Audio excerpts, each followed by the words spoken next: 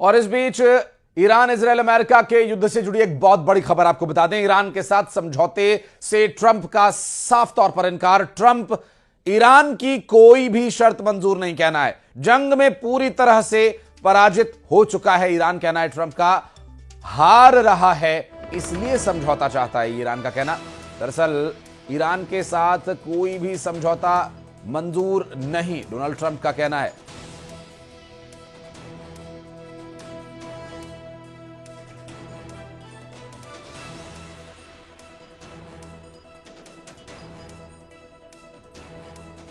इससे पहले युद्ध रोकने की चर्चाओं के बीच ईरान का जो ऑफिशियल बयान था उसमें ईरान को परमाणु संपन्न होने देने के लिए ईरान के प्रशासन को चलाने देने के लिए किसी तरह की कोई बाधा उत्पन्न न की जाए, और साथ ही कुछ बातों का जिक्र ईरान के द्वारा किया गया था। जब ईरान प्रशासन से यह सवाल किया गया कि क्या इस युद्ध का कोई अंत है, तो सीधा इसका जवाब था कि ये शर्तें हैं जिसमें हमारे साथ कोई दखलंदाजी न हो। उन शर्तों पर डोनाल्ड ट्रंप का जवाब आया है। उनका कहना है किसी तरह की कोई शर्त मंजूर नहीं है। समझौता, अब चूंकि युद्ध हार रहा है ईरान, इसलिए समझौता करने के लिए वो ये समझौते की बात कर रहा है, जबकि ईरान प्रशासन से सवाल किया गया था। ये ईरान प्रशासन की पेशकश नहीं है कि वो युद्ध समाप्त करना चाहते हैं और वो इसके लिए शर्त रख रहे हैं।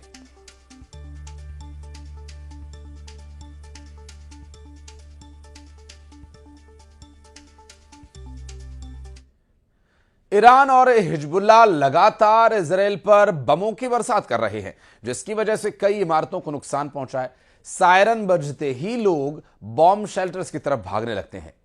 इजराइल के वॉर जोन से न्यूज 18 के रिफत अब्दुल्ला की एक्सक्लूसिव रिपोर्ट। मैं इसराइल में इस वक्त उस जगह पर हूं जहां पर एक मिसाइल गिरा है और हर तरफ से तबाही हुई है। लेकिन मैं आपको बता दूं, इस घर के अंदर उस वक्त एक महिला थी, लेकिन उसकी जान बच गई क्योंकि वो अंडरग्राउंड बंकर में थी, जिसे ये बॉम्ब शेल्टर कहते हैं। तो उसका मतलब है कि जब सायरन बजती है तो यहाँ के लोग जो बॉम्ब शेल्टर में जाते हैं उससे उनकी जान बचती है। नहीं तो जो तबाही यहाँ इस घर की हुई है, यहाँ पे बचना लगभग नामुमकिन था। लेकिन इसी घर के अंदर एक महिला थी जिसकी जान इसलिए बच गई क्योंकि वो अंदर बॉम्ब शेल्टर में थी। मैं दिखाने की कोशिश करूंगा आपको कि यहाँ कितनी तबाही हुई है इस घर की, लेकिन वो महिला जो है वो पूरी तरह से बच गई, उसे कोई भी चोट नहीं आई है। ये नॉर्थ इसराइल का एक इलाका है जहाँ पर लगातार हिजबुल्लाह की तरफ से भी अटैक किए जा रहे हैं और ईरान से भी मिसाइल यहाँ तक पहुँचते हैं। तो ये आप देख सकते हैं इस घर की हालत क्या हुई है, चकनाचूर हुआ है सब कुछ। ये किचन देखिए, किचन का हाल क्या हुआ है, सब कुछ यहाँ बिखरा पड़ा है। लेकिन इसी घर के बेसमेंट में उस टाइम एक खातून थी शेल्टर में, जब ये मिसाइल बिल्कुल उसके घर के साथ में गिरा, लेकिन उसकी जान इसलिए बची क्योंकि वो बॉम्ब शेल्टर में थी। इसीलिए इसराइल में ज़्यादा नुकसान नहीं हो रहा है क्योंकि यहाँ पर हर घर में बॉम्ब शेल्टर्स हैं। और जब यहाँ पे होम फ्रंट कमांड की सायरन्स बजती है तो लोग उन्हीं बंकरों में जाते हैं और उसकी वजह से उनकी जान बचती है। और यही वजह है कि इसराइल में ईरान के ज़ोरदार या फिर हिजबुल्लाह के ज़ोरदार हमलों के बावजूद भी ज़्यादा लोगों की मौत नहीं हुई है, हालांकि प्रॉपर्टी डैमेज काफ़ी जगहों पे हुआ है।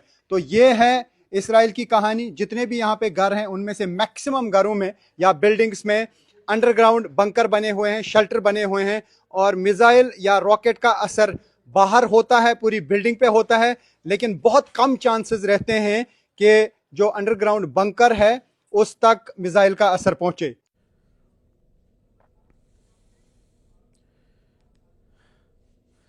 युद्ध 15वें दिन में प्रवेश कर चुका है और ऐसा लग रहा है तबाही का 15वां चैप्टर खुल गया, क्योंकि एक तरफ मुश्तबा ने ललकारा है तो दूसरी तरफ इजराइल ने ईरान के सुप्रीम लीडर को टारगेट किया, क्योंकि इजराइल के प्रधानमंत्री बेंजामिन नेतन्याहू ने मुज्तबा खामेनेई को लेकर ऐसा बयान दिया जिसने पूरे पश्चिम एशिया की सियासत में हलचल मचा दी है। नेतन्याहू ने कहा वो आतंकी संगठनों के नेताओं को लाइफ इंश्योरेंस नहीं देते। सवाल यही है कि क्या यह सिर्फ बयान है या आने वाले एक और बड़े ऑपरेशन का संकेत।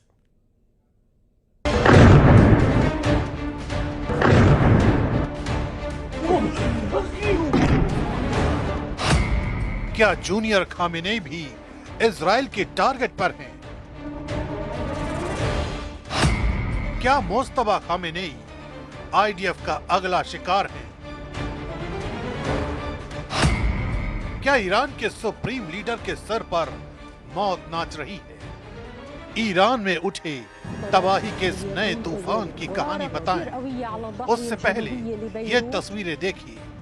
तेहरान की सड़कों पर गाड़ियां गुजर रही हैं और तभी आईडीएफ का हवाई हमला होता है। ये मिसाइल हमला तेहरान में तैनात बासिज यूनिट को टारगेट करके किया गया है। इस वीडियो को जारी करते हुए आईडीएफ ने लिखा है, दमनकारी ताकतों के ठिकानों को चुन चुन कर खत्म करेगी। ईरान में बासिज यूनिट की बड़ी भूमिका मानी जाती है। ये ईरान का अर्धसैनिक स्वयंसेवी बल है जो सरकार के नियंत्रण में रहता है। विरोध प्रदर्शन को दबाने और आंतरिक सुरक्षा अभियानों में इसकी सक्रिय भूमिका होती है। ये यूनिट आईआरजीसी के अधीन काम करने वाली ताकत है। देश भर में चेक पोस्ट, निगरानी, सुरक्षा अभियानों में बासिज यूनिट की तैनाती होती है। यही वजह रही कि खुफिया जानकारी के बाद आईडीएफ ने बासिज यूनिट के काफिले को बीच सड़क पर सटीक टारगेट से उड़ा दिया। लेकिन इन हमलों के बीच नेतन्याहू के एक बयान ने पश्चिम एशिया में नया बवंडर ला दिया है, क्योंकि जिस तरह इजराइल और अमेरिका ने ईरान के सुप्रीम लीडर को खत्म किया, ठीक वैसी ही प्लानिंग इस बार मुस्तफा खामेनेई को लेकर चल रही है। और ऐसा इसलिए क्योंकि इजराइल के प्रधानमंत्री बेंजामिन नेतन्याहू ने जिस तरह का बयान दिया है, उसने इस आशंका को और गहरा कर दिया है कि आने वाली कोई भी घड़ी जूनियर खामेनेई के लिए आखिरी हो सकती है। नेतन्याहू ने कहा कि वो किसी आतंकी संगठन के नेताओं के लिए लाइफ इंश्योरेंस पॉलिसी जारी नहीं करेंगे। उनके इस बयान से साफ माना जा रहा है कि अगर जरूरत पड़ी तो इजराइल ईरान के शीर्ष नेतृत्व को एक बार फिर अपने निशाने पर ले सकता है। यही वजह है कि तेहरान में जूनियर खामेनेई का सुरक्षा घेरा पहले से कहीं ज्यादा सख्त कर दिया गया है। We are not waiting. We are initiating. We are attacking. And we are doing so with a force the like of which has not been seen before. I have added another goal, to create the conditions for the Iranian people to overthrow this terrible tyrannical regime. To create conditions doesn't guarantee that it will happen, and I told them just now, in what I said a moment ago. I said, it's up to you. It depends on you. I wouldn't issue life insurance policies on any of the leaders of the terrorist organizations. Netanyahu ने Mustafa Khamenei को सीधे तौर पर IRGC की कठपुतली तक बता दिया। उनका दावा है कि ईरान की असली ताकत अब आईआरजीसी के हाथ है और नया सुप्रीम लीडर उसी के सहारे सत्ता चला रहा है। नेतन्याहू ने यहाँ तक कहा कि इजरायली हमलों के बाद ईरान की हालत ऐसी हो चुकी है कि उसका शीर्ष नेतृत्व खुलकर सामने आने से भी बच रहा है। ये बयान केवल राजनीतिक हमला नहीं माना जा रहा, बल्कि इसे मनोवैज्ञानिक युद्ध का हिस्सा समझा जा रहा है।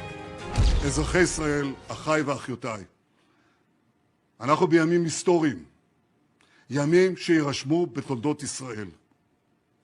במבצע שאגת הארי, השאגה שלנו הולכת ומתגברת. אנחנו קודשים את משטר הטרור באיראן. אנחנו פוגעים וקודשים את עושה דברו, החיזבאללה בלבנון. वैसे भी मीडिया में आई खबरों के मुताबिक मुस्तफा खामेनेई को घायल बताया जा रहा है। वो अभी भी ईरान की जनता के सामने नहीं आए।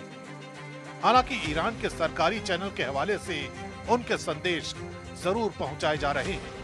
آیت الله سید مجتبی حسینی خامنه‌ای و نیازمند استعانت از حضرت حق و یاری مردم خواندند و با تأکید بر نقش تحسین برانگیز مردم در تضمین नेतन्याहू का दावा है कि लगातार हमलों के बाद ईरान अब पहले जैसा ईरान नहीं रहा। उनके मुताबिक इजरायली हमलों ने ईरान के कई अहम सुरक्षा और सैन्य ढांचे को भारी नुकसान पहुंचाया है। लेकिन बड़ा सवाल अब भी वही है, क्या इजराइल अपने इस अभियान को आगे बढ़ाकर सीधे ईरान के शीर्ष नेतृत्व तक पहुंचने की कोशिश करेगा? अगर ऐसा हुआ तो ये केवल एक सैन्य कार्रवाई नहीं, बल्कि पश्चिम एशिया की राजनीति को हिला देने वाली घटना साबित हो सकती है। और इसी वजह से दुनिया की निगाहें अब तेहरान पर टिकी हुई हैं।